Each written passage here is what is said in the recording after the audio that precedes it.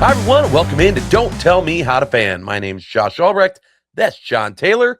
And boy, John, we got a lot to talk about today. It seems like every time I think, you know what, I think Wisconsin sports might just be chill for a second. Something happens. Everything happens.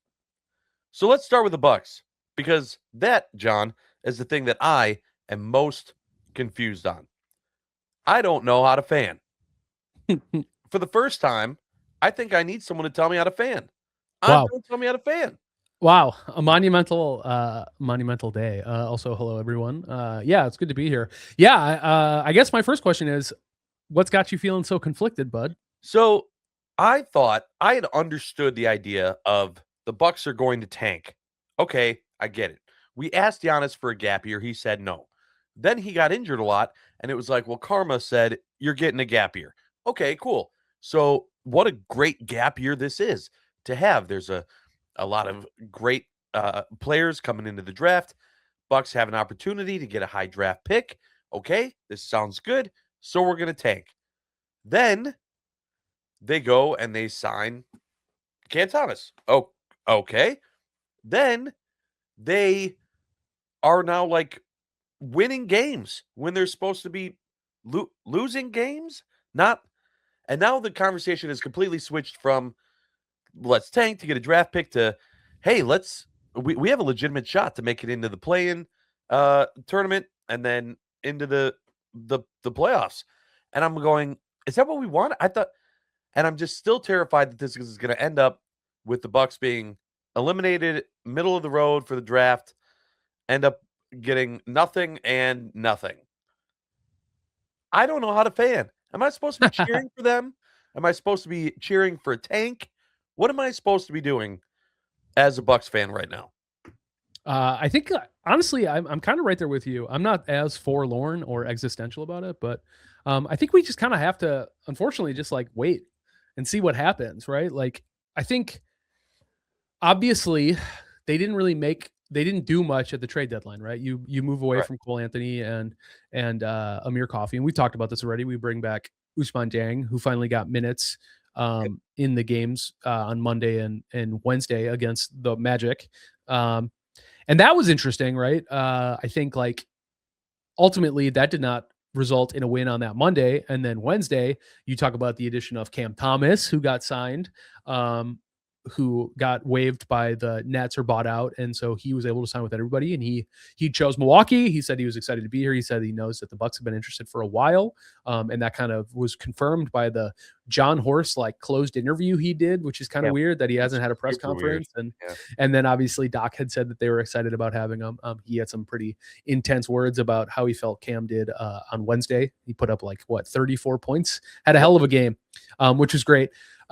I still don't know if these pieces result in winning basketball without Giannis. So, there had been some stories that broke earlier this week that he might play the All-Star break and that, he could be back as soon as that's over. Well, the Bucks came out on Thursday and were like, he's not playing in the All-Star game. That 2 to 3 week timeline that was expected is still the case. Like, he is not ready to come back. So I say as fans, we might need to wait. Just simply the fact that like not having Giannis on this roster is not going to translate to winning basketball consistently. Like, it just won't without him. Ryan Rollins has been out due to an ankle injury, which might explain like the 20 turnovers they had on Monday against the Magic. But they're just not gonna. They don't have enough firepower to compete, even I guess to like get to. They still have to work their way in the play-in tournament. They're looking outside of it. So it's like these additions without Giannis don't necessarily mean they're going to make it. And I think I said this last episode. These additions with Giannis aren't a guarantee that they're going to make it either. So, Especially with Giannis's current health. Yeah, and absolutely. Saying, I don't know, that makes sense to rush him back. Giannis obviously will want to go, but you could say no because you're injury prone. The other factor into this that I'm super confused about and I need help is other teams are tanking harder than the Bucks are tanking. And so like there's a huge tank fest on top of everything. So then I think I don't know if that's swaying the decision to not tank because other teams are tanking harder than the Bucks, and the Bucks can only tank so hard.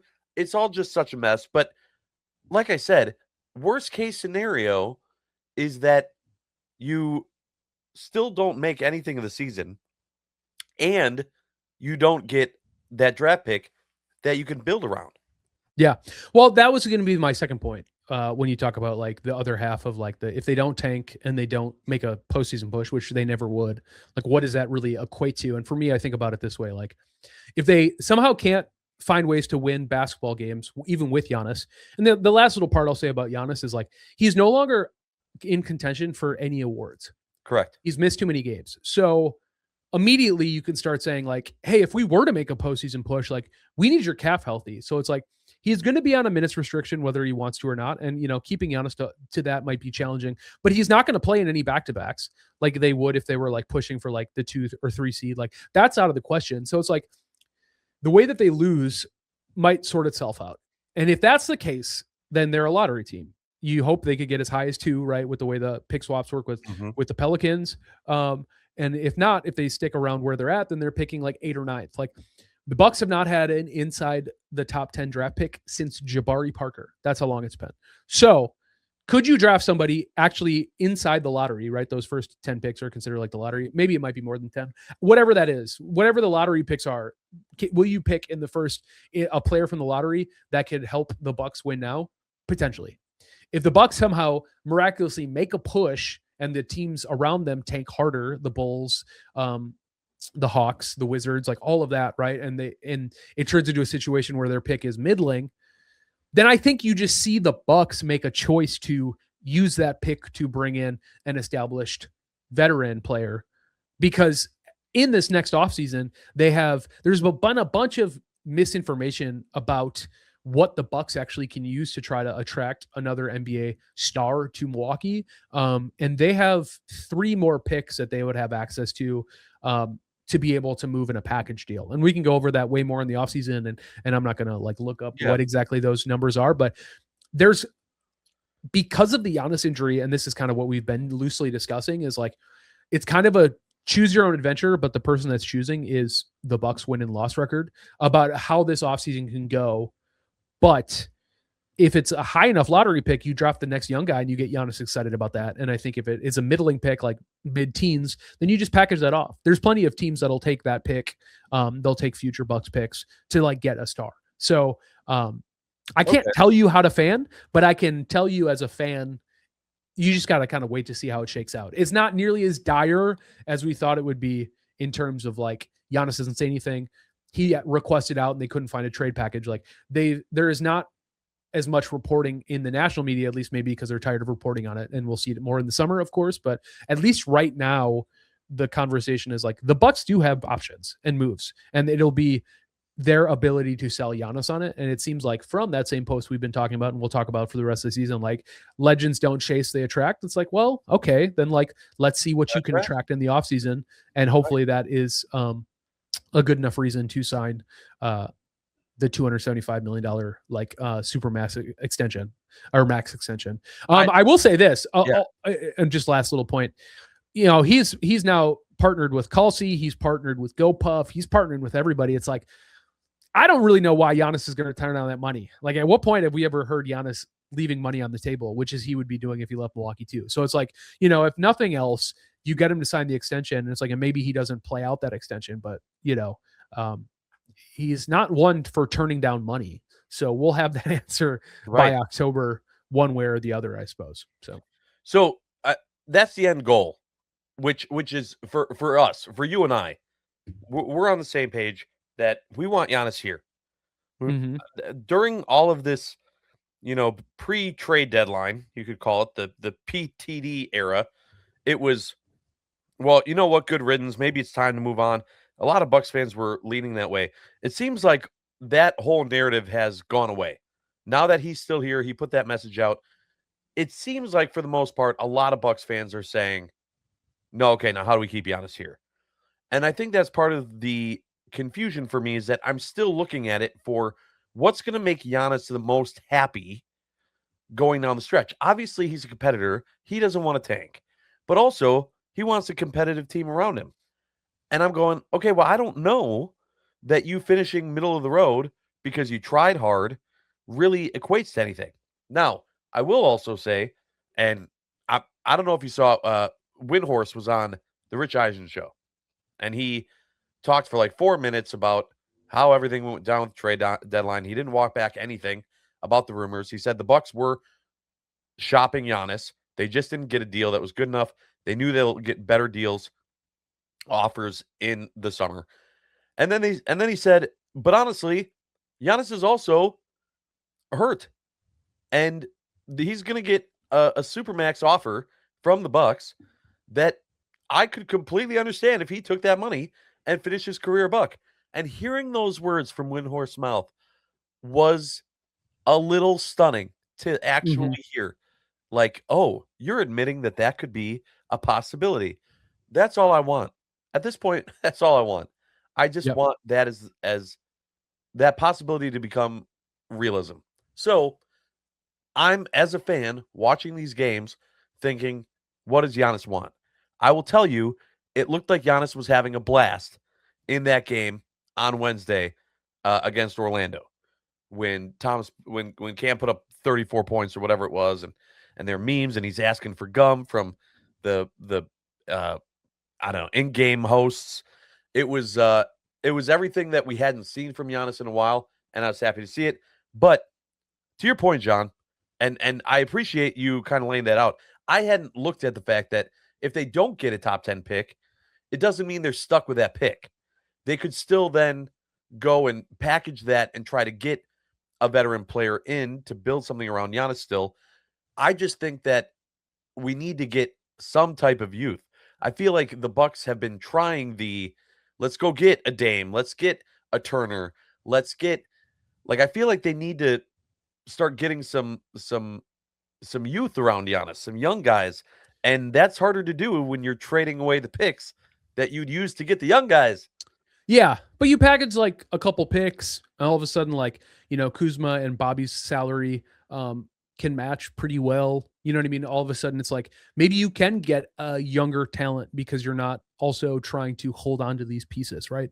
I feel like so much of the last couple of years, the Bucks' biggest obstacle was like, how do we get guys in while not shaking up the core of this team? And the Yeah. answer is the core of this team, unfortunately, is pretty rotten right now. So I think everything can go except for like Rollins, So if that's really the case, then it's like all of a sudden nothing's off the table. Where I feel like we've been conditioned as Bucks fans to be like, we have to make sure that we're only adding, never subtracting. And when you're doing that, you're paying a premium in terms of picks to get people to move off their guys without really giving anything in return, right? So that's where I would say, would it be great to jump all the way to the 2 and somehow land, One of those. DiBenasta or like Yeah. any of, they say it's like one of the better drafts of the last like 10 years. Like, Yeah. if that's the case, awesome. But if they don't, it's just not a death knell, like I said. And like, if we can get a guy that isn't age 35 plus, well, Right. then all of a sudden maybe it makes more sense,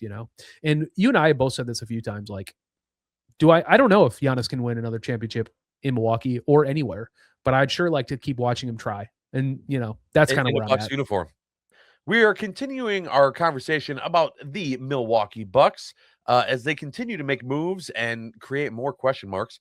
They signed Cam Thomas. He decided right on the Bucks.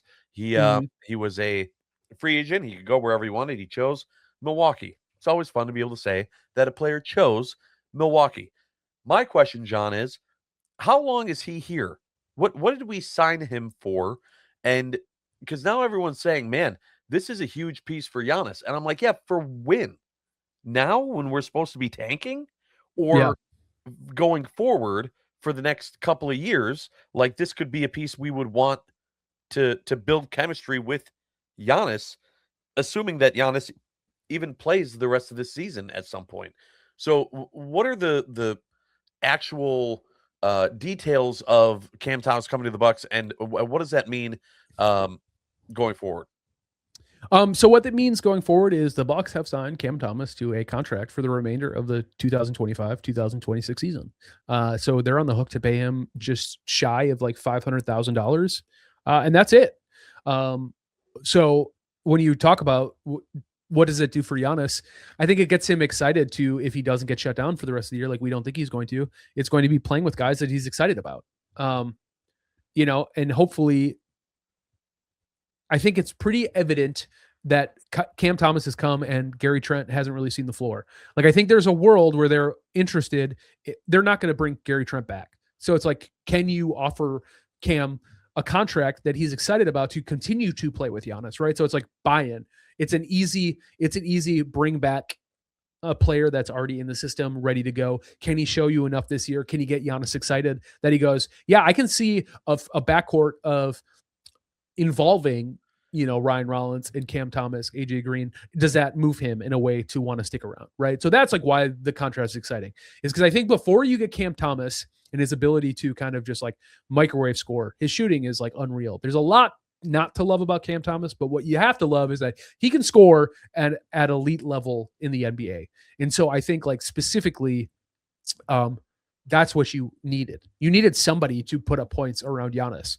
Sure. Because we were losing games like 87 to like 100 to Boston without him on the floor. Like, there's just nobody who can create their own shots, and Cam can do that. So is Cam here next season? Is Cam a Milwaukee Buck in? Not on paper. No, they do technically would hold his like non-bird rights by the fact that they brought him in. And to anyone that doesn't know like what the non-bird right exception in the NBA, it basically allows a team to re-sign their own free agent for up to 120% of their previous salary, of the minimum salary or the amount of qualifying offer. So because they'd be able to offer him non-bird right for the vet min. I think they can't like offer him a $500,000 contract. Like a vet min is like $3 million. So they could offer him 120% of that if they think, they wanted to keep him or that they could keep him. And then who's to say, like, usually if you get waived in the NBA, there's a pretty strong case point. Like, there hasn't been a lot of guys who have been able to, sign for a vet min and then go fetch a bigger contract after it. I can't remember who's the Buck from like 3 years ago who got in all that gambling trouble, who used to shimmy. Yeah, I know. I always forget. He came in and shot lights out and then signed with the Pistons. Yeah. Let me look it up real quick. Vamp away. Yeah. So it kind of twofold. One looking at the logistics of how Cam Thomas could or could not be on this team, but then also just like, do we think that the Bucks are going to look at this as, yeah, we brought him in at the end of this season because we want him to be here with Giannis for next season, right? Because otherwise, if that's not the idea, then I'm super confused on why the Bucks make that decision to bring him in at all. Yeah. If Giannis is here, they're not going to fully commit to a tank if he can play. That's just the truth. So it's like bringing Cam Thomas keeps him excited. I mean, we can't go the entire first 7 and say we want to keep Giannis engaged and interested so that way he signs that contract and then go, why are they signing a guy that could help him win games to keep him engaged and excited to hopefully sign that next contract? Right, but they didn't sign him for when Giannis more than likely will be playing. I just feel like all the focus is still on this season, and I still don't see even if I'm a competitor, even if I have that mindset that Giannis has, like, I still know it's such an uphill battle. I have to be at some point in the back of my mind thinking about my future, the future of the team. Next season, I'm going to sign that Supermax. All the Bucks have shown him at this point is, hey, we got a piece for you to play with right now. That's it. Well, and this is what I was going to say. I remembered it's Malik Beasley. That was it. Yeah. It's like pretty rare. So it's like the fact that Cam got waived after his time in Brooklyn, it means that like there's a world where the Bucks can bring him back pretty easily. Like even if he does go out and shoots lights out, you know what I mean? It's like 120% of the vet min for a guy when traditionally, if you get waived and you become a vet min player, it's hard to climb out of that vet min designation. Like look at Gary Trent. And obviously he's played his way into absolutely earning a vet min, and maybe people might not even be interested in having him.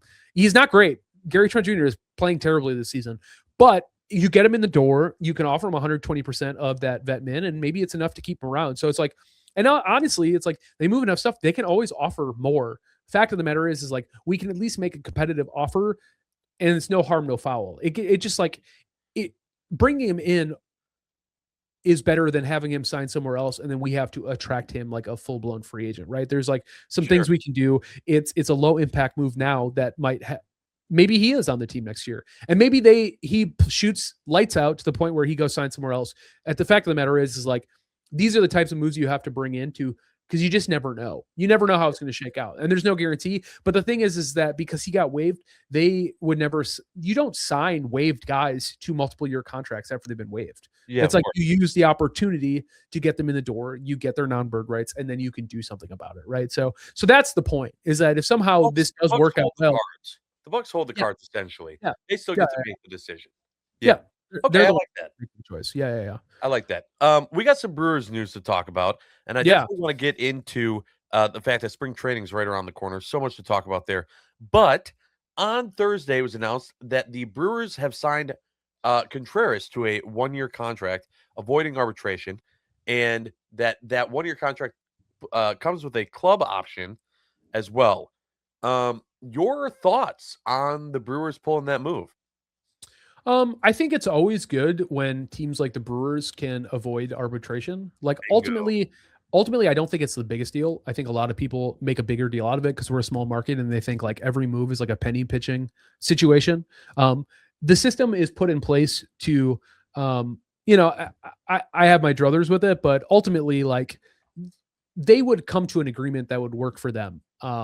But I'm glad that it doesn't have to come to that because it's just never fun having to drag your employer or employee into a meeting and have to remind them all the ways they aren't valuable to your team. So I like that. I think it's good they met in the middle. What the club option is for 14 million last year, 14.5, I think. Yeah. 14.5. Yeah. Well, they signed him to a 1-year deal last year Right. with a club option for this year, and they denied that club option, which would proc ARB years. That's the same thing that'll happen this year. It's why everybody is so convinced that William Contreras is probably going to get traded after next year. But if he plays like an MVP caliber season, like they'd love to extend that offer to him. If they could lock down William Contreras for an extra year for 14.5 million when he's going to go to as a free agent and fetch a way higher price tag, then that's great. Ultimately, I think like they did it last year with him. The numbers are just updated to reflect the growth in the market.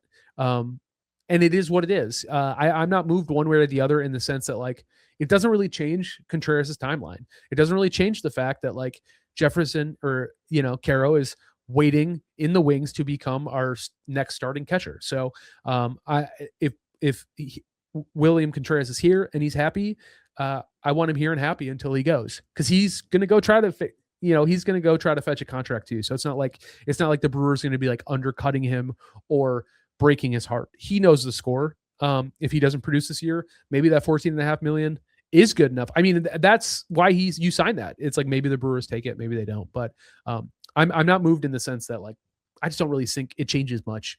This is how this was always going to go, and we have the case in point of last year to prove that. So Yeah, I hear what you're saying. I do think that it does create some situations. Essentially, if they if he doesn't perform well enough, I don't know that then the Brewers are going to want to keep him, right?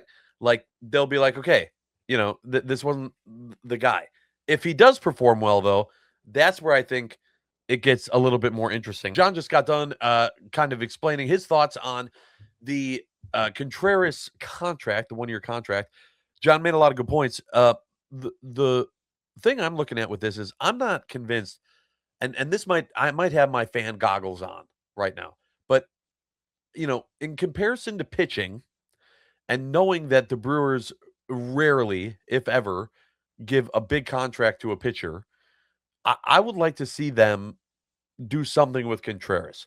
Looking at what he's at right now and where the prices will reflect, I think if you put him out there for 3 or 4 years for 15 million a year, whatever it would be, I don't think that's outrageous. I really don't think that's that crazy, especially if he does play the way that you want him to play again.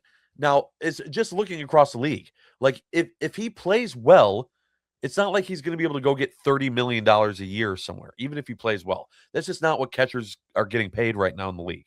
So I think that there's an opportunity for the Brewers to look at that and go, hey, this might be the guy that we want to jump in on.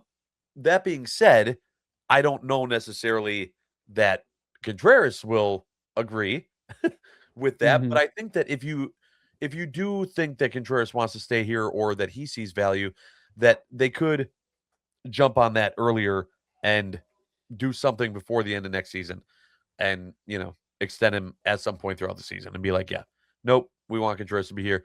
I just think that he's the type of player that is not only a fan favorite, but that has been a big face of the franchise. I know that you have Churio, I know that you have a lot of these young guns, but I feel like, and especially with help me, the catcher that we have waiting in the wings, and Jefferson Caro. Yeah, yes, yeah, thank yeah. you. Also has been having trouble staying healthy. So that's the thing that people got to remember about these prospects too, is that prospects are prospects. You never know if they're actually going to pan out or be something or even be able to. Look at Garrett Mitchell, right? Like Garrett Mitchell alone, we're still waiting for him to be able to prove that he can stay healthy. You feel awful for him, but he has not even had the opportunity to truly show what he could or could not be. And that's the thing about prospects. So, looking at all that, I'm not necessarily when you have a solid player that isn't going to be a situation where they're going to get paid so much that you're not even in contention. I think that's a move that the Brewers should consider. I know that Mark Antanasio does not like to spend his money. I feel like this one's a little bit different. Look a little bit deeper into it. I think this could be one that keeps Contreras here. That being said, there were a few Brewers that are no longer here. So since the last time we did Don't Tell Me How to Fan, Andrew Monasterio and Caleb Durbin have been traded. And Anthony Sealer. Don't. And Sealer, but yeah, Yeah. technically yes, and Sealer. But the big one being Durbin, which thank you to Monasterio for his time and for having some absolutely epic hits in that streak of last season. But Caleb Durbin was the confusing one because he was young. And so when this happened, I was very confused, John, because I'm used to the Brewers moving on from players kind of like Freddie, right? Like we knew, yeah, we're not going to be able to afford this guy anyway. So let's get what we can for him and rebuild. This was what, third in Rookie of the Year candidate voting and 1 year. And the Brewers go, nah, we're moving on. So that was very interesting to me. And what I've chalked it up as is the Brewers looked at what they had with their whole bag of prospects. They got a large bag. You got to hold it with two hands of prospects right now. And they went, we lost Freddie. We need more established pitching. We need more pitching than we do infield help. We have these prospects. We're going to get someone back that could also fight for that position at third base to replace Durbin. We got to make this move. And that's the effects of Freddie. I truly think that the Durbin trade started with losing Freddie. Maybe. I don't know if I agree with that, but I do see your point. I would say I think what really kind of signaled it more than that would be actually the IMC trade that saw him getting moved to the Royals when we got Angel Zerpa. And it's not even necessarily about Zerpa. I think what it is like they also moved Tobias Myers. So there's a pattern here where when the Brewers think that you're due for regression, they have shown under Matt Arnold that they are going to move on from you and try to get as much value while the numbers still are what the numbers are. And sure. I think like there's a very real chance that they looked at Caleb Durbin and they said, yeah, he's good on defense. He's got incredible plate discipline, but his pull air ability to get him to 15 home runs just didn't seem likely. And maybe they're just looking at it going like, we have Made in the pipelines. We have Brock Wilkins. We have Cooper Pratt. We have so many guys coming down the pipeline that either they feel better about somebody and we're just not expecting it, or they said, let's move on from him because in a year or two, there's not going to be room for a Caleb Durbin on this team anyways. And let's just keep doing what we always do, which is finding Red Sox pitchers that they've given up on that we can try to move on. So, we brought back Kyle Harrison. If he's the headliner, it's not great. He's basically an uninspiring shortstop. He's kind of your Andrew Monasterio replacement. He's an infield utility guy. Like maybe that's great. If you're looking at David Hamilton is the shortstop. My apologies. Kyle Harrison seems to be whatever. And if we're looking at like what really is the most interesting piece about this, it's Sean Drohan. I've been talking about it. Shane Drohan, sorry. I'm looking at a bunch of numbers trying to make sense of who's who and what's what. Shane Drohan has like an interesting 5-pitch mix. He's a lefty. Like they like that stuff. And so you're just hoping that they can use the pitching lab. We always say like, wow, there's a lot of starting pitchers, but it's like, did you see who started in the Brewers rotation last year? Everybody. It's bad. It was bad. And so I don't think they want to do that again. Something I'll float to you is I think there's another corresponding move coming. There's was whispers that like maybe Sal comes back to third. I don't know why you'd move your Golden Glove right fielder to third base. Just terrible idea. He thought about it once. They've been pretty resolute in saying like Joey Ortiz can play a serviceable third base, but he can't hit. So like, why would you move him? I think like what I've heard is like potentially like the player I've heard floated most since this all went down because they completely cratered their like left side of the infield depth was like Isaac Paredes from the Astros. And I think like that would make a lot of sense. Like you package a deal with like Robert Gasser and a bunch of like younger prospects, a couple pitchers, whatever they're looking for. If you could somehow fetch a guy like that, who's like only 26, still has some years under control, like that's where all of a sudden, all of these moves start to make a lot of sense. Like I think they have a lot of faith in Jet Williams, Brock Wilkins, all of these guys that could be up soon. But at the end of the day, like there's not somebody on this roster who's ready to play third base for the Brewers right now for 162 games. And I don't think that they are going to go into the season with whoever is going to be playing third base during spring training, unless they make that trade sooner rather than later. I hear you, and I'd love for that to be the case. I don't think there's another move. And I'll tell you what killed it for me was when they brought in Gary Sanchez. I was like, oh, okay. Because I was with you, John. I was expecting that next big move. And then it was, hey, we signed Gary Sanchez to be the backup catcher for Contreras 1 year, $1.75 million. Oh, okay. I think that, and on Inside Wisconsin Sports, Trevor and Josh throughout the week, we were able to talk to Jeff Levering, we were able to talk to Lane Grindle, and we were able to talk to Vinny Rottino. And I asked all three of them, hey, tell me who out of that bag of prospects, who is most likely to see playing time this year? And they all said Pratt. They all said Cooper Pratt. They all said Jet Williams, who probably there's a chance that he makes an appearance, and that kind of depends on what Joey Ortiz does. But I think that this organization is ready to be a little bit more aggressive with some of these prospects and bringing them up sooner than later. I'm not saying that, necessarily one of them is starting at third base on the opening day roster, but I think that you could see it by the end of the month, middle of May. You could absolutely see one of those guys up. And I part of me has them thinking we don't need to make a move for 45 days. For 45 days before we have one of these prospects that we're already invested in and that we like ready to fill those shoes. So that's where I'm thinking. I don't think they're going to make a move. I think they're legitimately just going to try to stall at the position, give someone a shot, knowing, hey, if you don't blow us away, we're ready to bring one of these kids up and give them a shot. And I think they will. I don't think it's going to be, Made. I don't think it's going to be him. A lot of people have been saying like everyone needs to slow their roll on Jesus Made making it to the Brewers this year. But they have so many prospects, Sean, that weren't included in trades, didn't come over, that have just been in the pipeline, ready to go, that have been closer than Jesus Made has. And I expect at least two of those prospects to be on this team at some point in the season. Yeah, definitely. I mean, like, I think like they wouldn't have made that trade to include Jet Williams if they didn't think it was close, right? Like, I think he's like the Caleb Durbin. Like, there was a huge talk about like, would Caleb be ready to be up by the time the start of last year? And the answer was like, yes, he became the starting third baseman. So like, yeah, sure. I don't disagree with that.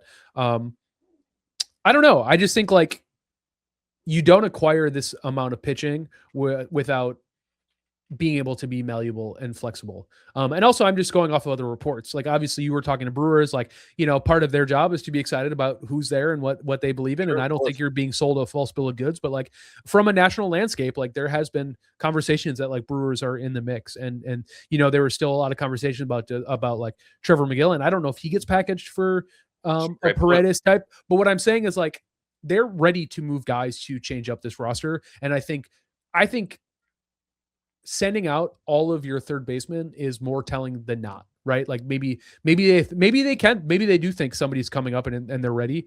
Awesome. But it also could be because they're like, we're bringing in somebody who's going to make this answer so obvious we don't have to talk about it anymore. So I'm okay with either. Honestly, I'm okay with either. Like, I would prefer that they bring a trade in simply due to the fact that like Paredes does everything you want out of a third baseman. He's young. There's years of control. And also I want a better bat. I want a proven bat. I want a known commodity. Yeah. Right. And it's like, I understand why they don't go in on every single hitter, every single blah, blah, blah. But it's like, for me, it's like you get a guy in early, like it just feels really clean to me. And if they don't, then so be it. Like, I'm not somebody that's like the Brewers have to make a trade. Like, I trust their farm system. Like, how many times do we have to like doubt the Brewers to have them Exactly. figure it out? Like, I'm not doing that. I just think like I start looking at all of like the left-handed pitching they're acquiring, all the guys they have coming out. I'm like, it's getting really crowded really fast. And if you could move like, like I said, like a Robert Gasser, somebody who's just like hasn't really been able to like, whether it be injuries or not, really just like crack their way into this rotation or make a meaningful impact out of the bullpen. Like, then I start thinking like, okay, then like it's time for them to go find a home somewhere else, right? So that's kind of where I'm looking at it. But It's a good mindset, and I don't think you're wrong. I just if I had to guess the same way you're guessing, yeah, I see both sides. I mhm. see both sides, and I lean the other way. I would also be fine if they went that way. And I'll tell you this: as much as I'm confused on what I want the Bucks to do and how I'm watching Bucks games, I'm very excited for spring training to start and to see what this Brewers organization does. I can't remember a time when I was this excited for a spring training because there's so many question marks, but exciting question marks Yeah, happening with this Brewers team that it's going to be fun to watch and see highlights of these young guns being able to make plays and try to prove themselves at this point. To where in the past we've maybe had that with a few guys, but otherwise we were just watching, our solid guys that we knew were going to play also get some ABs in spring training. yeah. So To that's your last little point too, just talking about the Gary Sanchez signing, he had I think his time here in Milwaukee went well the last time. I think it's good to get like another adult in the clubhouse, right? When you talk about like just players with experience, losing Reese, Freddie not being there. I will say this: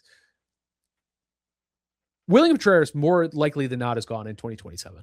Like, oh, that's just the facts. I know you don't like that. So why would you, if Jefferson Caro is ready, why would you bring up his like major league service time? Why would you start that clock now when you could just keep him in the minor leagues for one more season and then like unroll it when it's time to unroll it, right? So basically by adding depth to the catching, it just basically guarantees they can keep Caro down there, which the Brewers have historically kept guys in the minor leagues right. as long as they possibly could to fight the years of control, the time, Yeah. the major league time, all of that stuff. So, and the last little point about whatever trade they do make, the Brewers have made it very clear you might not love their trades. They're not overpaying just to get somebody. They'll make trades for guys that they like. You might not like what they value or don't value, what you're returning, what you're not returning. But what you're not going to see is the Brewers give the farm for a guy just to give the farm for a guy, right? That's not how you consistently have like one of the top 5 best like minor league prospect systems in the entire major league. So like whatever the choice is, whether they think the talent is coming from within, it's like, well, there's a lot of talent there. So maybe that's the case. And if they decide to make a trade package, like it's going to be on their terms. And to my point from before and your point too, it's like they've officially earned the benefit of my doubt. I Yep. won't tell anyone how to fan, but if they go and say we're going to bring in either Pratt, Brockins, Wilkins, or Brock, name any guy, Williams. Williams, and Yeah. shuffle stuff around, it's like, well, until it proves that it can't work, then good luck and God bless or whatever, right? So Right. Even the national media was saying, like I saw Eric Kratz on Foul Territory said, I mean, how long can they keep doing this? I don't know. That's the beauty of Matt Arnold. That's why he keeps winning, the awards, end of the year awards for being the best. And so let's just hope that continues. Either way, it will be very exciting. And who knows if by the next time we talk to you, there's another trade. If the Bucks are tanking, who the heck knows what else is going on? We didn't even talk about things happening in Green Bay, Wisconsin on this episode, which I have a feeling there'll be some news the next time that we talk. We appreciate you tuning in. This has been Don't Tell Me How to Fan. We'll see you next time because we're not done yet.